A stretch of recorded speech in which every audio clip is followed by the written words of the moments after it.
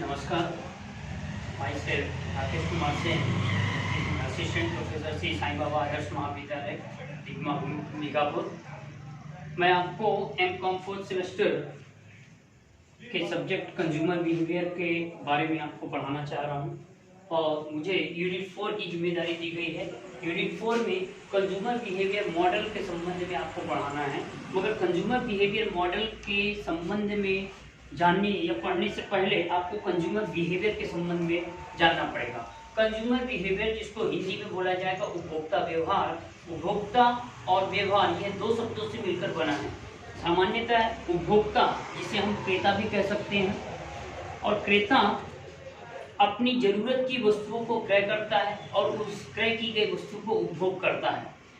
क्रय करने से पहले एक क्रेता या उपभोक्ता क्या सोचता है क्रय करने से पहले वस्तुओं के बारे में, वह उसका व्यवहार होता है। उपभोक्ता व्यवहार सामाजिक, मनोवैज्ञानिक और निरंतर एक प्रक्रिया है। सामाजिक प्रक्रिया है क्योंकि समाज का एक व्यक्ति ही सामाजिक व्यक्ति ही उपभोक्ता बनता है। साथ ही साथ मनोवैज्ञानिक, किसी भी व्यक्ति के, इवन उपभोक्ता ही नहीं, किसी भी व्यक्ति के व्यवहार को जांचने के लिए उसकी मनोवैज्ञानिक पद्धति या मनोवैज्ञानिक साइकोलॉजी उसका रीड करना जरूरी होता है। उपभोक्ता व्यवहार, एक उपभोक्ता व्यवहार कैसे करता है, तो यहाँ पर उपभोक्ता व्यवहार का आशय ये है कि एक उपभोक्ता अपनी वस्तुओं पर और सेवाओं को क्रय करने से पहले किन किन बातों पर विचार करता है और उन किन बातों पर विचार करता है। इसके लिए यहाँ पर पहला पॉइंट लिखा हुआ है, उपभोक्ता व्यवहार का आशय, और इस आशय में प्रोफेसर R.S. ब्रुस्किक ने बहुत अच्छा कॉन्सेप्ट दिया है, जिसमें उनके कॉन्सेप्ट में, उनके डेफिनेशन में ये लिखा हुआ है, एक उपभोक्ता व्यवहार एक ऐसी प्रक्रिया है जिसमें व्यक्ति यह निर्णय लेता है कि वस्तुओं और सेवाओं को खरीदता है तब कौन, क्या, कब, कहां और कैसे। कुल मिलाकर के प्रोफेसर R.S.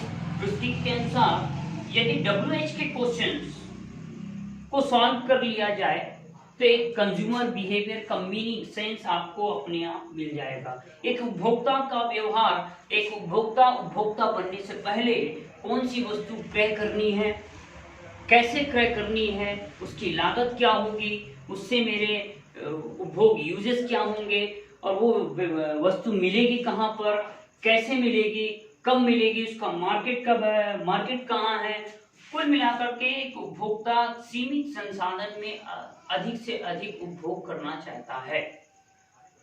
इन सभी को जानने के लिए कुल मिलाकर के उपभोक्ता व्यवहार के बारे में जानना पड़ता है। उपभोक्ता व्यवहार एक सामाजिक और एक मनोवैज्ञानिक प्रक्रिया है। ये बात मैंने आपको पहले भी बोली है।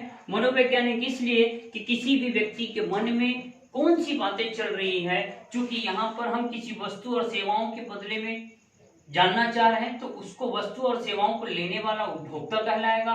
और उपभोक्ता इन वस्तुओं और सेवाओं के बदले में क्या चाहता है, कैसे चाहता है। मैक्सिमम उपभोक्ता अभी की डेट पर यह होता है कि मैक्सिमम उपभोक्ता ये चाहते हैं कि कम से कम लागत पर, कम से कम संसाधन पर अधिक से अधिक उपभोग की वस्तुएं सरल तरीके से कम मूल्य पर मिल जाए, वगैरह वगैरह बहुत सारी बातें इनमें रहती हैं। तो कुल मिलाकर के एक उपभोक्ता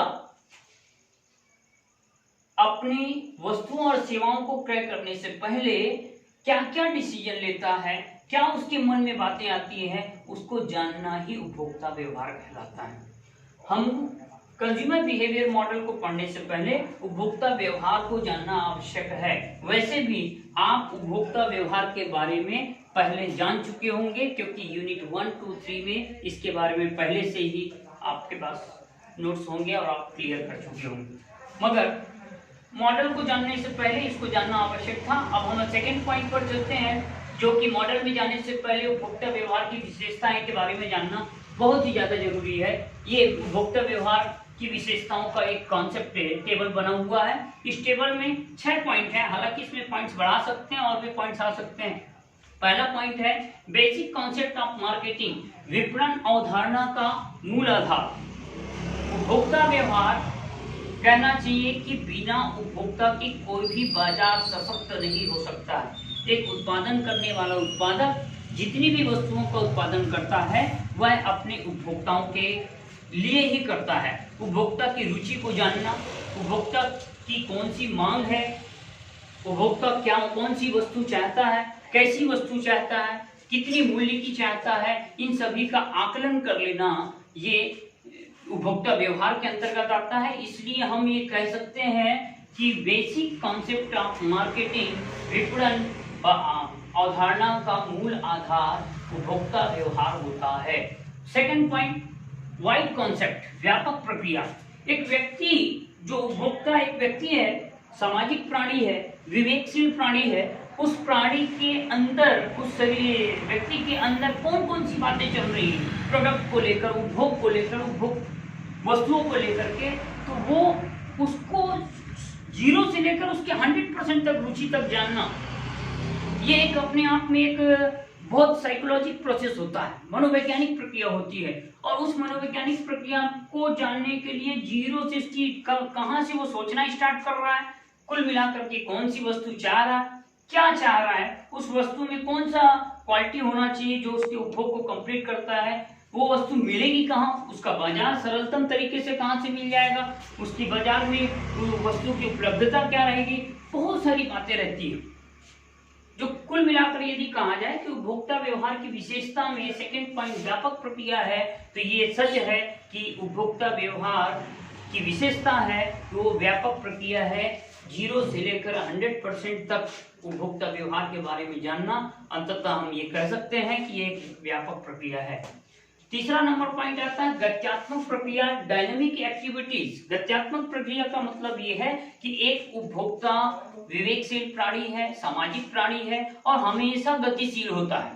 गतिशील का मतलब आज उसकी डिमांड कुछ और है, कल उसकी डिमांड चेंज हो जाएगी, वो प्राइस चेंज चाहेगा, दूसरी वस्तु नई वस्तुओं का बाजार में प्रवेश होगा, उसकी मांग या उसकी रुचि बढ़ जाएगी, पुरानी वस्तुएं छूट जाएंगी। इस तरह से उपभोक्ता व्यवहार हमेशा बदलते रहता है। ये कोई नहीं कह सकता है कि उपभोक्ता का व्यवहार हमेशा एक जैसे रहेगा, इम्पॉसिबल। इसलिए इसकी विशेषताओं में तीसरा पॉइंट डाला गया है कि consumer behaviour is a dynamic activities because, क्योंकि यह हमेशा गतिशील होता है, रनिंग पीरियड पर रहता है। उपभोक्ता व्यवहार आज ये है, आज जिसको हम आकलन करेंगे उपभोक्ता के बारे में, किसी भी उपभोक्ता के बारे में, हो सकता है उसकी मनोवृत्ति कल बदल जाए, एटीट्यूड बदल जाए, उसका इंटरेस्ट बदल जाए, इस तरह से ये टू बी कंटिन्यू चलता रहता है। तो ये एक गत्यात्मक प्रक्रिया है, गतिशील प्रक्रिया है।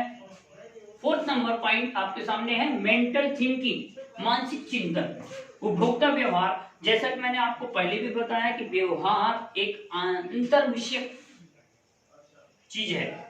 किसी व्यक्ति के बारे में उसके अंदर की बातों को जान लेना, एनालिसिस करना, विश्लेषण करना कि एक उत्पादक उपभोक्ता के बारे में ये सोचता है कि उपभोक्ता चाहता क्या है, कौन सी वस्तु चाहता है, कितने रुपए में चाहता है, उसकी रुचि क्या है, किस तरह के उस प्रोडक्ट में, उस उत्पाद में कौन कौन सी क्वालिटी चाहता है, ताकि उसकी उपभोग संतुलित हो पाए, कंप्लीट हो पाए, पूर्ण हो पाए, संतुष्ट हो पाए। इस तरह से ये मेंटल प्रोसेस होता है, मानसिक चिंतन है कि उपभोक्ता व्यवहार हमेशा गतिशील भी होता है और मानसिक चिंतन का विषय अंतर विषय है, किसी व्यक्ति के अंदर की बात को जानना, एक उपभोक्ता किस तरह का व्यवहार करता है इंटरनली, उसको जानना इस ही मानसिक चिंतन है। इसलिए ये भी एक विशेषताओं में डाला गया है। एक नंबर पॉइंट में दिया गया पार्ट ऑफ ह्यूमन बिहेवियर, मानव व्यवहार का एक अंग है, निश्चित है, पहले भी आपको बताया गया है। Consumer is a social person, एक सामाजिक प्राणी है उपभोक्ता, और उपभोक्ता का सामाजिक प्राणी होने के कारण यहाँ पर बोला गया है कि उपभोक्ता व्यवहार मानव व्यवहार का एक अंग है।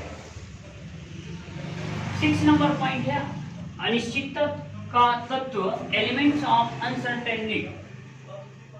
अनिश्चितता जो निश्चित नहीं है, तो निश्चित नहीं होने के कारण इसको भी फीचर में डाला गया है, मगर ये बताया गया है कि अनिश्चितता के तत्व इसलिए बोला गया है क्योंकि कंज्यूमर बिहेवियर हमेशा गतिशील होता है, मेंटल होता है, चल जाता है, और यहाँ पर सर्टेन नहीं है कि एक कंज्यूमर जो चाह रहा है दूसरा कंज्यूमर भी वही चाहे, तीसरा भी वही चाहेगा। हर एक कंज्यूमर, हर एक उपभोक्ता अपनी अपनी मांग को अपनी अपनी रुचि के अनुसार वस्तु को क्रय करना चाहता है, सेवाओं को लेना चाहता है, इसलिए ये सर्टेन नहीं होता है। इसलिए इसका इम्पोर्टेंट फीचर है अनिश्चितता का तत्व।